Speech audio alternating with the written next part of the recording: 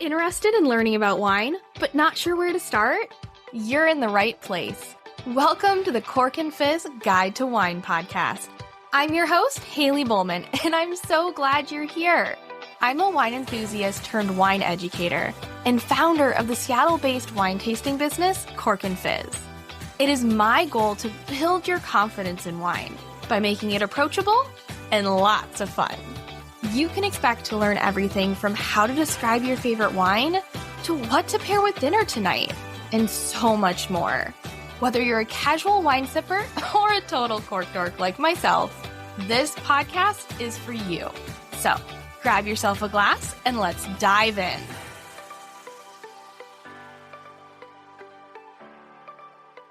Hello, and welcome back to another episode of the Cork and Fizz Guide to Wine.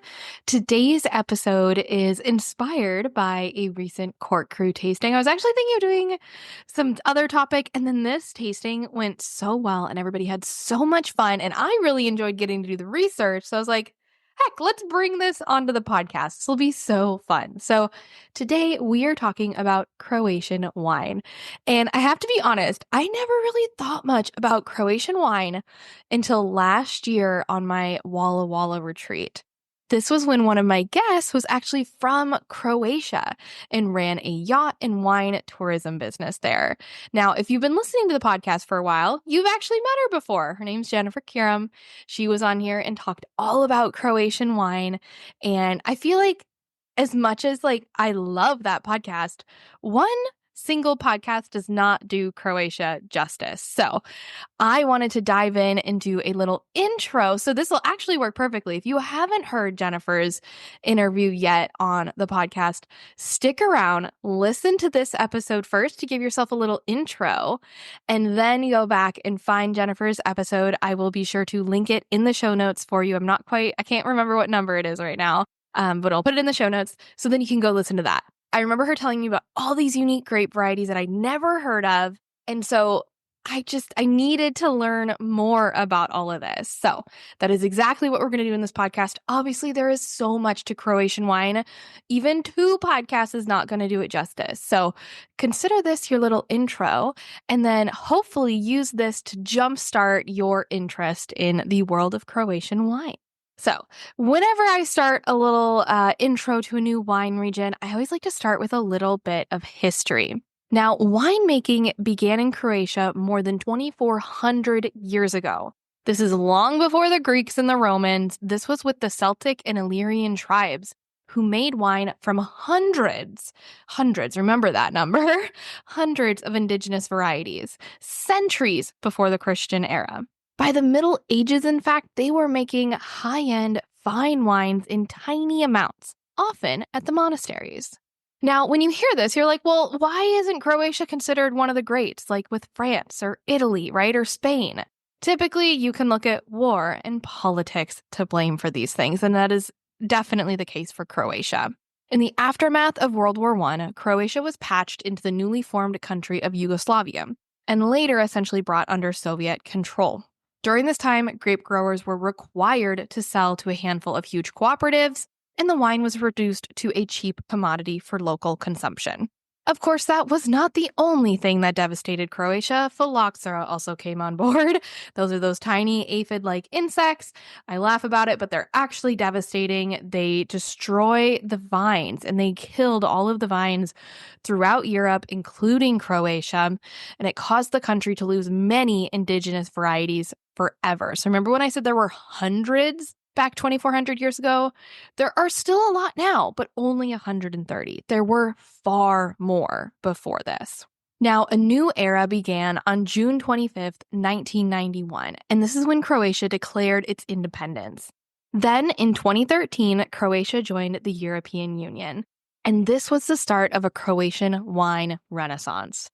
Now, something that has also helped Croatia's rise to fame, and that's tourism.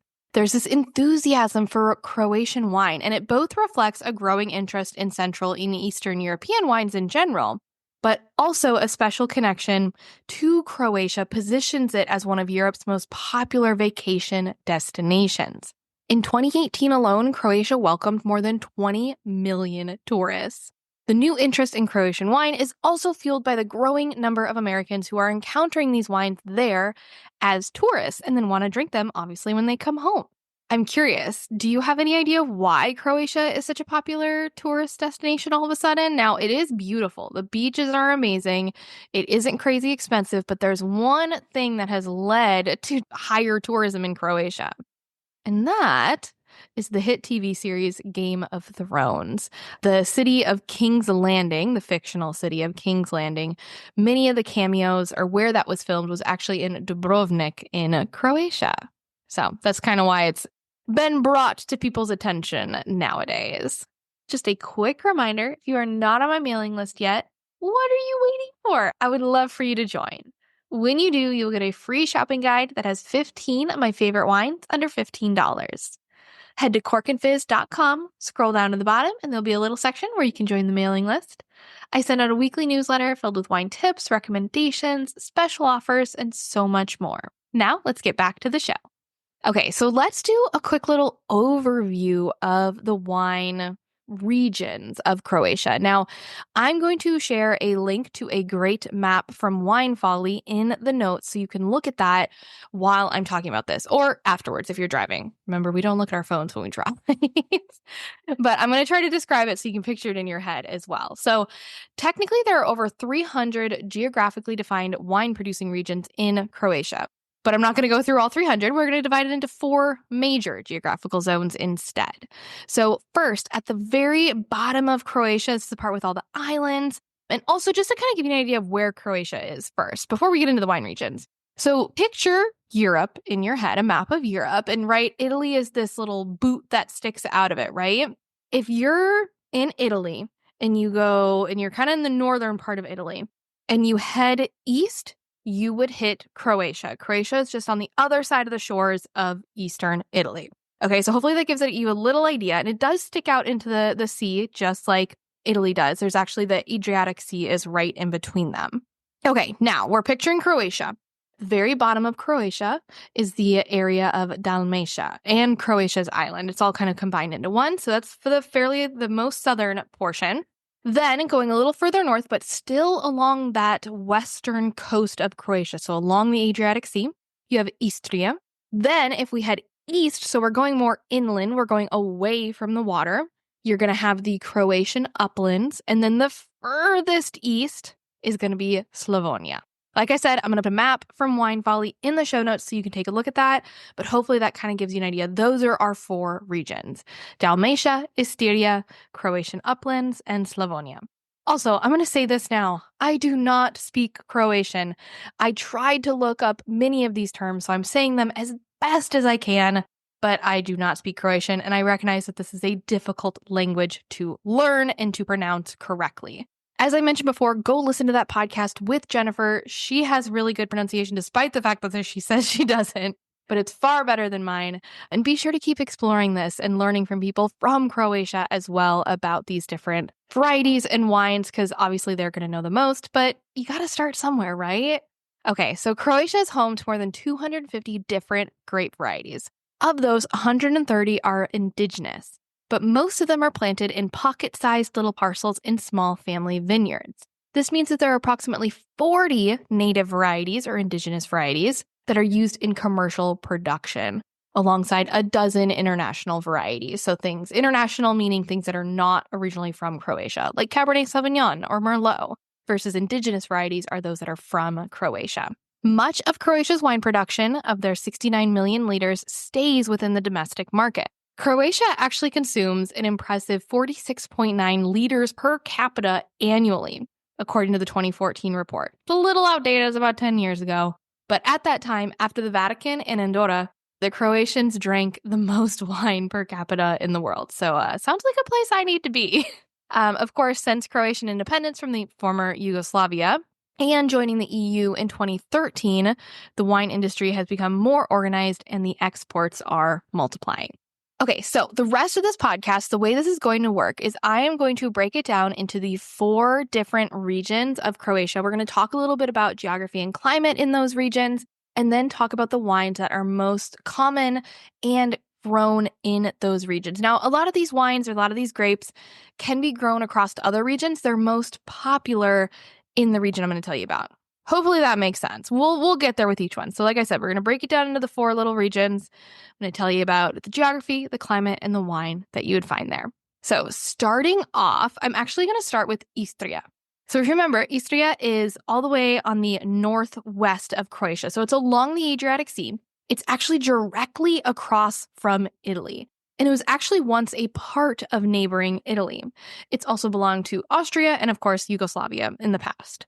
But because it was a part of neighboring Italy, the Italian language is commonly heard. There are lots of Italian grapes that flourish in the vineyards, and apparently truffle production rivals that of Alba in Piedmont. This area has a pleasant Mediterranean climate. It's right along the sea, and it has a hilly topography and extensive coastline. So this allows for a myriad of microclimates. Microclimate meaning that like the climate in one vineyard versus a climate in a vineyard maybe 1,000 meters away is incredibly different just because of where they are on the hillside, how high or low they are. What else? Like the winds and the rain that come in, that's all going to be slightly different in each of those little vineyard areas. That's a microclimate. Now, in terms of soils, this area is most famous for iron-rich Terra Rossa soils, and these produce a lot of rich red wines. But of course, you'll find soils of all different colors in Istria. Red, white, gray, black soils, these all come from different elements, and the grapes express themselves differently based on the soil. Now, in terms of grapes and wine, Istria is most known for its white variety, Malvasia istarca. Now, that Malvasia, it might sound similar to another grape from Italy if you've ever heard of it, Malvasia. But the thing is that these grapes are actually genetically distinct. So despite having the common name, which is confusing, these are 2 different grapes that are unrelated. This Malvasia istarca, it originates in Istria, where it is Croatia's 2nd most planted variety. Now, those vineyards that I mentioned that have the iron-rich Terra Rossa soil, these are primarily going to be full of red wines like Merlot, Cabernet Sauvignon, and the native varieties of Teran and Refosque. You'll also find Muscat, or also called Moscato in Italy, in these vineyards that is primarily used to make dessert wine. So super quick, diving a little deeper into that Malvasia istarca. This wine is known for its floral and fruity aromas, as well as its light to medium-bodied and crisp freshness. The cool thing about this wine is it can make a wine that is light and fruity, but it can also make powerful and spicy wines. This is a wine that is often aged in stainless steel or concrete vats, but it can also handle a little oak aging. Like I said before, this grape expresses itself differently based on the site, and typically not probably much of a surprise considering it's grown along the coastline of Croatia. It pairs really well with seafood dishes. Also, frittata was something that was mentioned here, and it can hold up to heartier ingredients like olive or feta cheese. The second grape I really wanted to dive into a little bit more was that Teran grape. That is that red grape that grows on the Terra Rossa soil of Istria. This is a grape known for naturally higher acidity, and it can achieve a nice balanced medium-bodied red wine with red fruit aromatics and a minerality. Remember, minerality being like the smell of a waterfall when you walk by or the smell of the fresh pavement after it's rained. All of that is something that comes in the aftertaste of this wine. Teran is known for being deeply colored, again, about a medium-bodied wine with berry, red fruit, and wild herb aromas. It is food-friendly due to its lower tannin and vibrant acidity. In terms of notable producers found in Istria, one of them is called Kronika Winery. This is one of those wineries that has the truest expression of Istarki Teran. So that, remember that grape that I was telling you about, the Teran grape, that red one? Comes from Kronika Winery just outside the port town of Umag, where winemaker Moreno Koronico crafts organically grown grapes into a red wine of extraordinary character. He established his winery in 1992, shortly after Croatian independence, after the dissolution of Yugoslavia. The estate itself, though, dates back to the early 20th century, founded by Moreno's grandfather, Giovanni Koronico, when Istria was still a part of Italy. Fun fact, before devoting himself fully to wine, Moreno also worked as a fisherman and a mechanic. I don't know, just thought that was kind of fun. A lot of people end up going into wine after doing a lot of other things. Moreno has always been a staunch champion of Istria's native grapes, including that Taran and also the Malvasia Istarka. Another top producer from this region is called Kosiovic. This is the largest private producer of Malvasia Istarka in Istria and a vocal crusader for quality. The family has been working these vineyards that dot the hillside of northern Istria for several generations. Since the early 90s, Gianfranco, the winemaker, and his wife Antoniella have played a key role in putting Croatian Istrian Malvasia back on the wine map.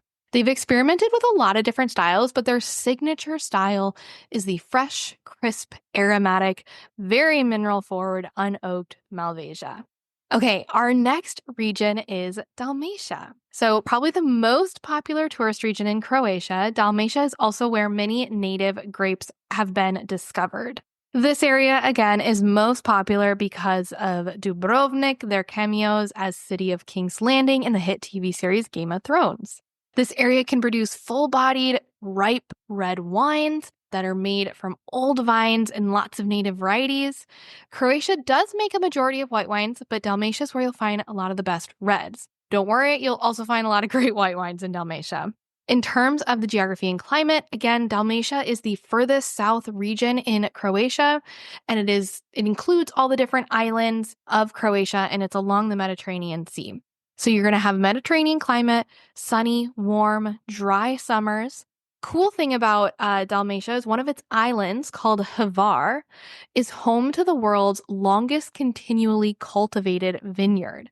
It's actually a UNESCO World Heritage Site called Stari Grad Plain. And these grapes have been grown in this vineyard since 400 BC.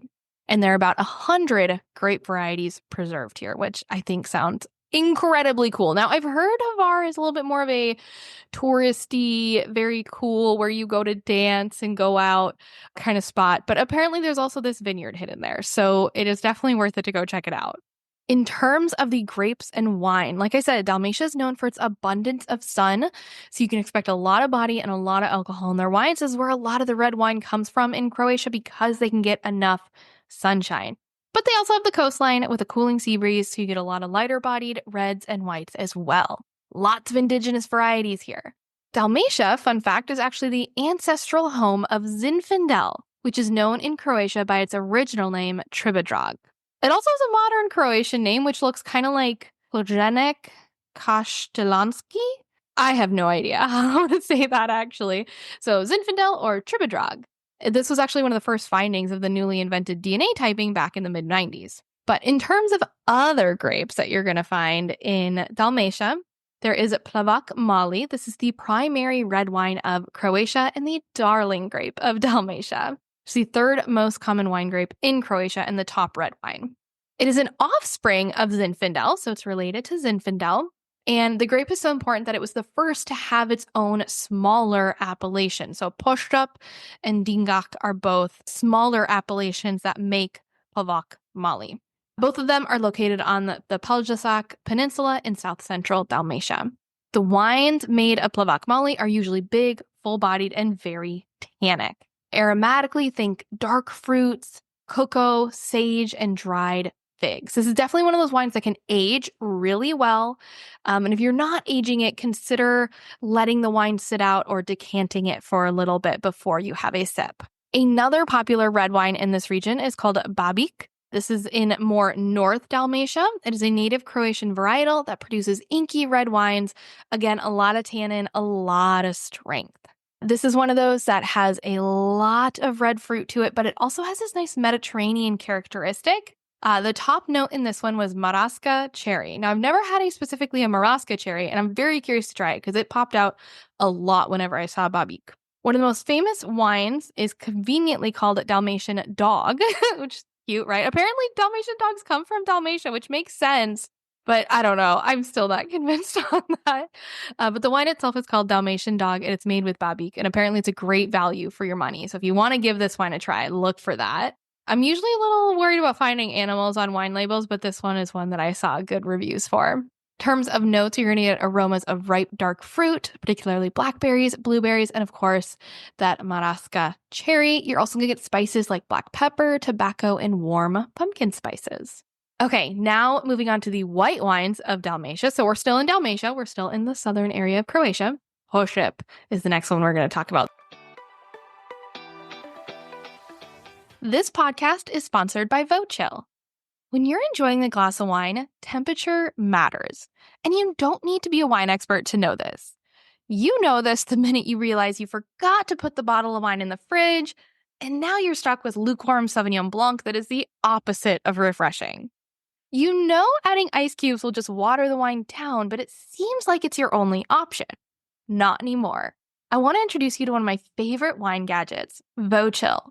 This gadget is as simple as it is elegant. It will keep wine perfectly chilled in your own wine glass. No more clunky metal or plastic tumblers or ice in your wine. While this gadget is an absolute must during the summer months, I don't enjoy wine without it from June to September. It's also incredibly useful for those days when you're craving a glass of white or rosé, but you don't want to wait for the bottle to chill in the fridge. Vochill offers a stemmed and stemless chiller in multiple colors, so you're bound to find one that's perfect for you. They also make the perfect gift. I should know, I got one for my mom at Christmas a couple years ago, and she loves it. Head to Vochill.com, that's VOCHILL.com, to get your perfect wine chiller, and don't forget to use code CORKANDFIZZ for 15% off your order. This podcast is sponsored by the Cork Crew Virtual Wine Club. Interested in trying new wines, but not sure where to start? Or maybe you've been listening to this podcast for a while and you love the idea of tasting wine live with me.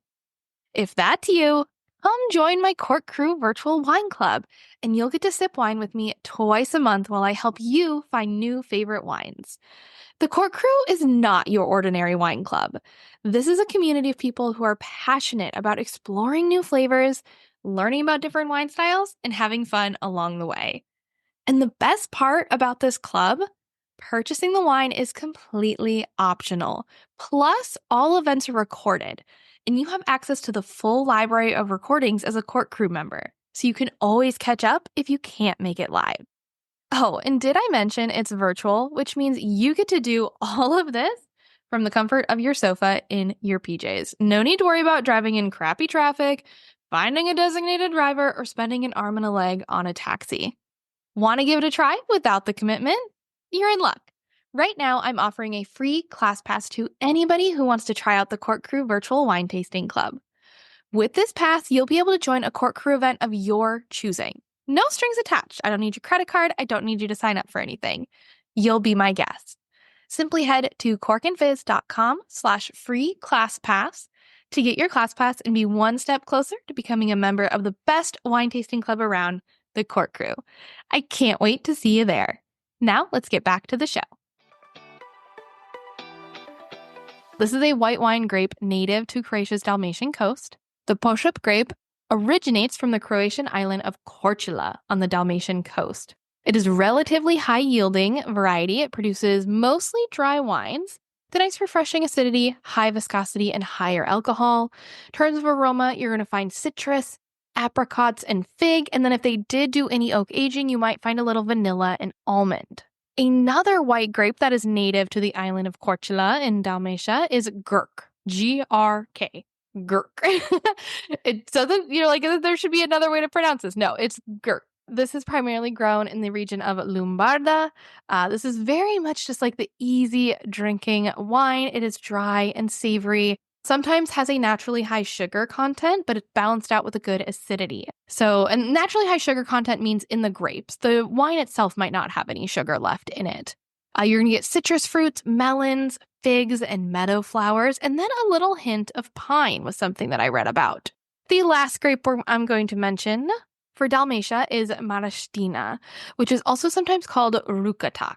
So this is a medium-sized berry. The skin exhibits a nice freshness. It is often used to make an orange wine. So they're going to have the skins of the grapes in contact with the juice for some amount of time. This wine, some of them, when they use this grape, they're going to make a wine that's rich and creamy and sumptuous.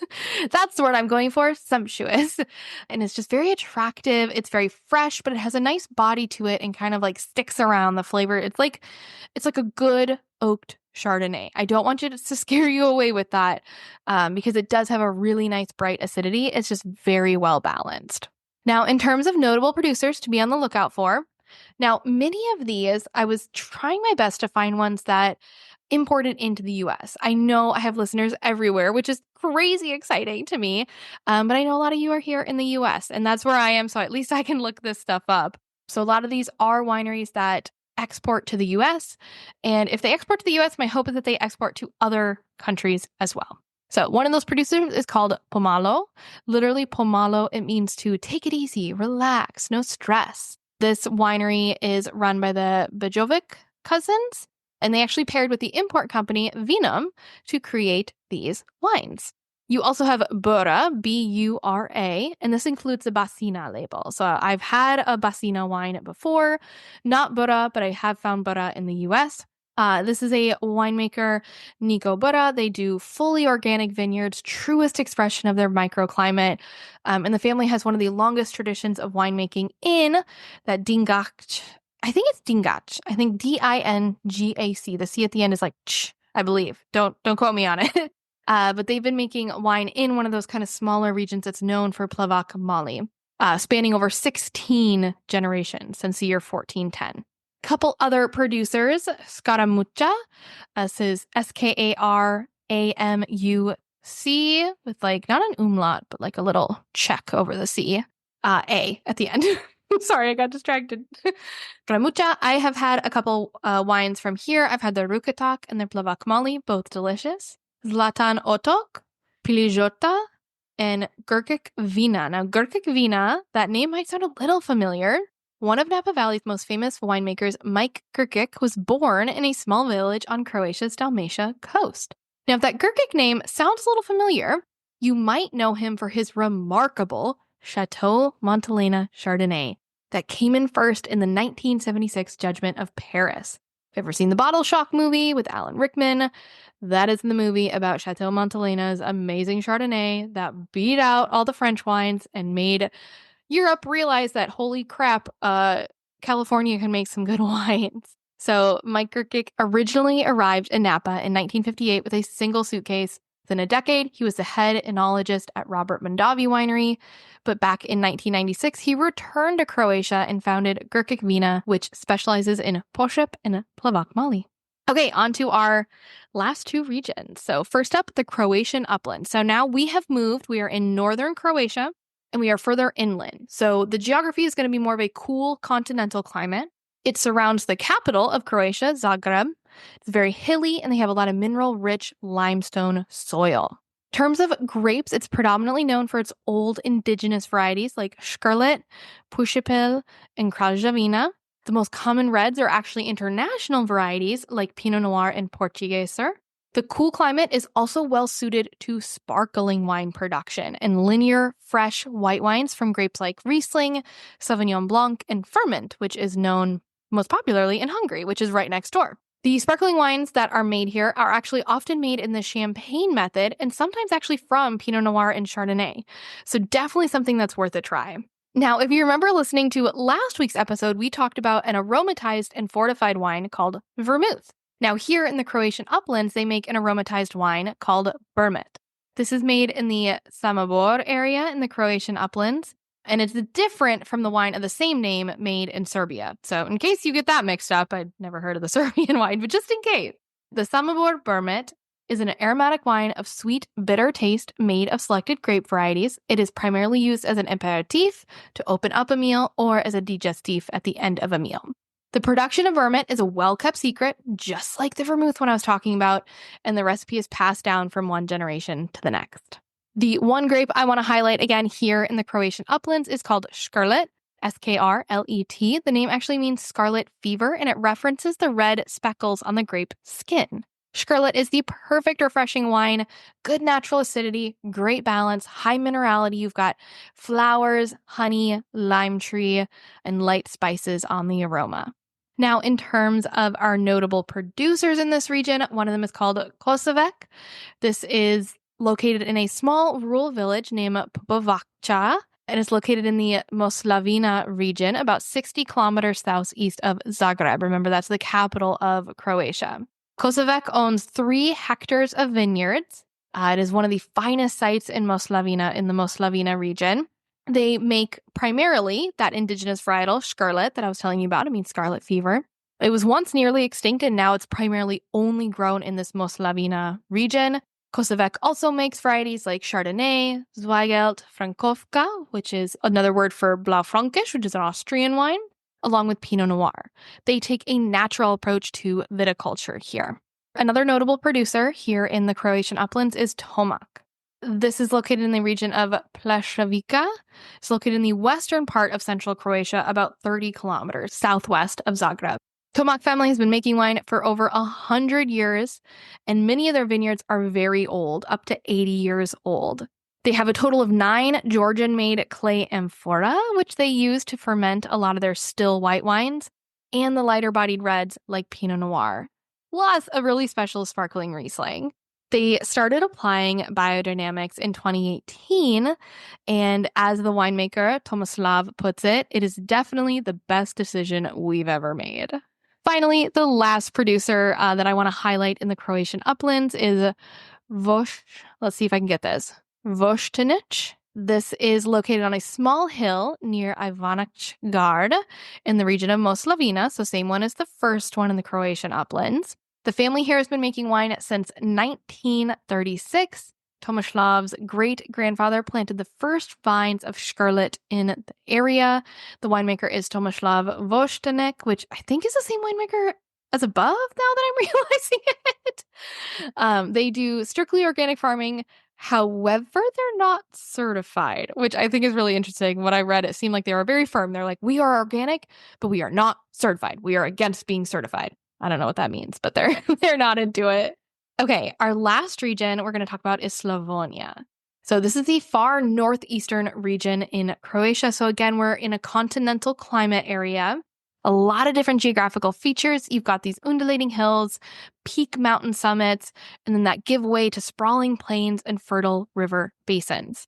This region is bordered by 3 large rivers. You have the Danube, the Drava, and the Sava region. In terms of grapes and wine, Slavonia is the epicenter of Croatia's most widely planted vine, the native Graševina, which produces dry, fresh, lightly aromatic white wines.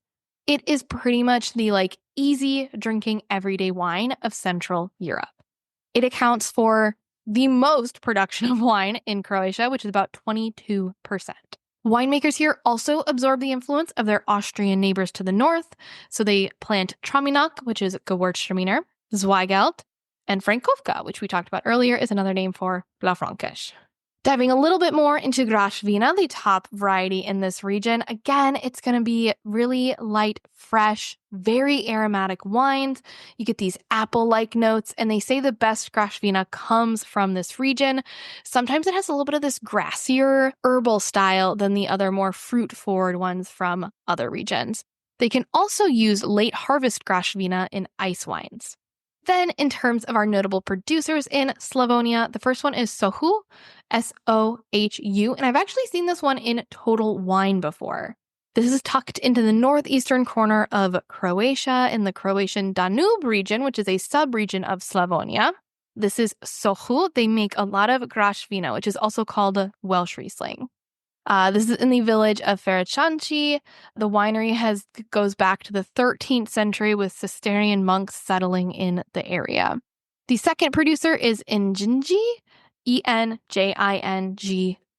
This is a cult winemaker in Croatia, which I didn't even know those existed in Croatia. But they are very clear that nothing has changed in their winemaking philosophy for over 117 years of winemaking in their family. Okay, wow. I hope that was a good introduction for you. I hope it wasn't too overwhelming. I hope you're ready to try some Croatian wine now. It can be a bit difficult to find a bottle, but there are definitely options. So my first tip or advice for finding Croatian wine, ask your local wine shop. Just walk in, first ask if they have any. So if they don't have it in the store, you can ask them if their distributors have any for you. And the best thing is that it doesn't cost the wine shop anything extra to ask their distributor to bring in a couple bottles of something for you to purchase. So you don't have to you don't have to buy a whole case of it. You can literally be like, I want to try a Croatian wine, literally 1 or 2 bottles. That's it. Could you find some? And there's a good chance that they're going to find some. Another great option, there are some at Total Wine. So if you have a Total Wine near you, take a look. And if you're willing to do some online shopping, you can find Croatian wine on wine.com. And I also found CroatianPremiumWine.com to be a great spot to buy it. Of course, the shipping is going to be a little more expensive on those. So maybe start by asking your local wine shop or looking at your Total Wine. Now, if you know a wine lover in your life who would enjoy this podcast, please share it with them. Find your favorite episode, send it their way, or take a screenshot right now. Post it to your social media, tag me in it, let me know which Croatian wine you want to try. And don't forget to subscribe so you never miss an episode. I release new episodes every Wednesday. Now, in next week's episode, I will be interviewing a special guest. I'll be honest, we still haven't finalized who that guest is.